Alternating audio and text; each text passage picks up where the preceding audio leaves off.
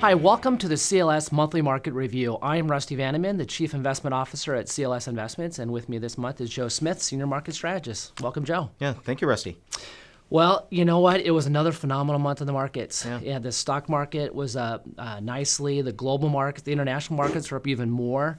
The 12-month return now for the U.S. stock market's up about 16%, double the long-term average. International markets up 20%. EM's up 25%. Bonds were up. Commodities were even up last month. Just a great time to be an investor and a global investor. But there was one market that hit a new all-time low. And that's one of the reasons why you're here. I want you to talk about it. What is that? Yeah, well, that market you're actually referring to is what people call the VIX. The VIX, in short, it's really just more of a measure of volatility in the marketplace. It's determined by how people are pricing options out there.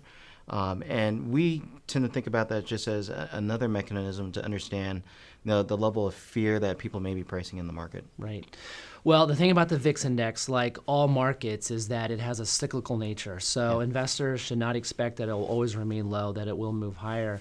And that brings me into the next topic, and a topic that we both love is what is risk? And of course, risk is ultimately investors not reaching their goals, but how do we define it? How do we work with it here at CLS? Yeah, I think, Rusty, that's an absolutely great question. In a lot of instances, we actually think about it in terms of price volatility.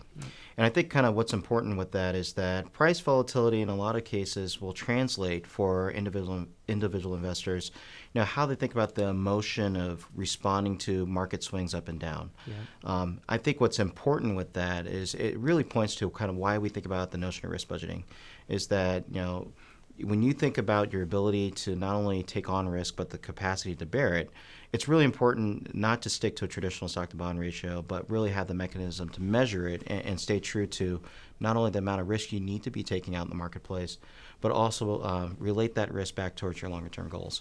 That was very well said. There's something else you said in there which I think is really, really important, and that is volatility is not just prices moving down, but also higher. Yeah.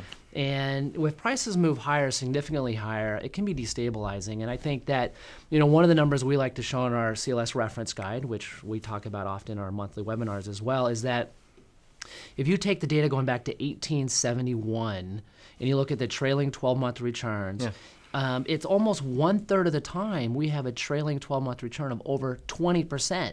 I mean, so the market isn't this nice, steady 8 to 10% return generator. It's rarely at that level. Yeah. And so I think that is, to me, that is one big thing that could mess up a lot of investors this year, is if the market freaks out and moves higher. It could happen. I mean, I kind of think there's certain things in place that could suggest we could have a melt up this year. So I think that is something investors need to be aware of in terms of their portfolios. That said, only change the risk budget if the situation warrants. Just again, as you said, depending on emotional capacity for risk, financial capacity, and your investment objectives, of course. Yep. I had to say that. So we manage risk through risk budgeting, but of course we hired you several years ago to bring in all these other skills and perspectives on risk management. And one of the things that you've helped us a lot with is really broadening out our depth in terms of factor investing and factor risk management. And that's one of the reasons why we use smart beta ETFs. We do a lot of factor-based risk management.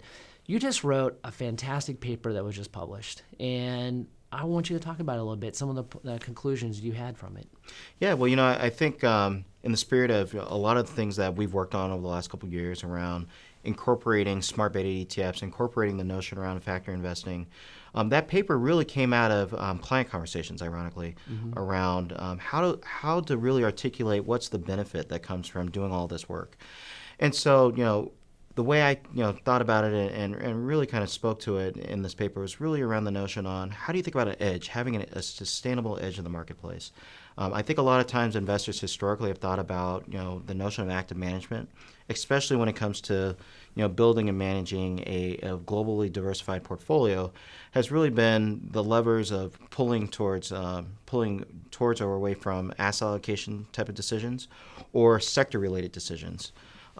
Many of us have well understood kind of how those buckets operate, but I think the really cool thing with factors is that it's another way to think about how you're allocated in terms of a globally diversified portfolio.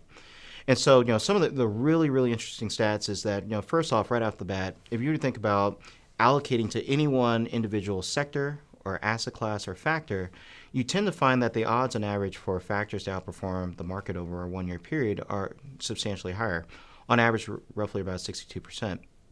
You compare that to a traditional asset class type of consideration, on average you're only going to outperform maybe 53% of the time, and then for sectors only 52% of the time.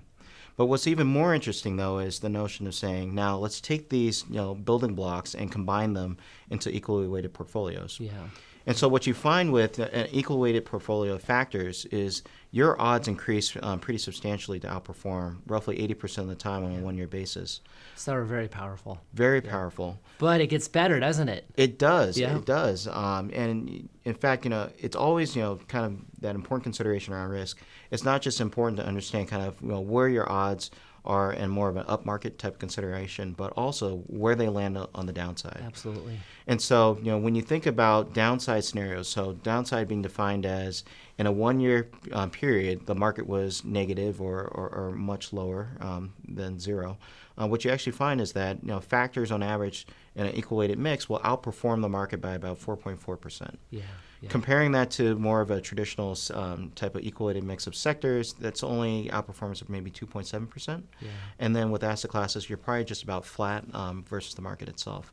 It's compelling, it's powerful. The paper is very well done, so thank you for that. Yeah. Well, I think that pretty much wraps it up for the CLS Monthly Market Review. Again, we do have podcast. We do have, of course, the written commentary.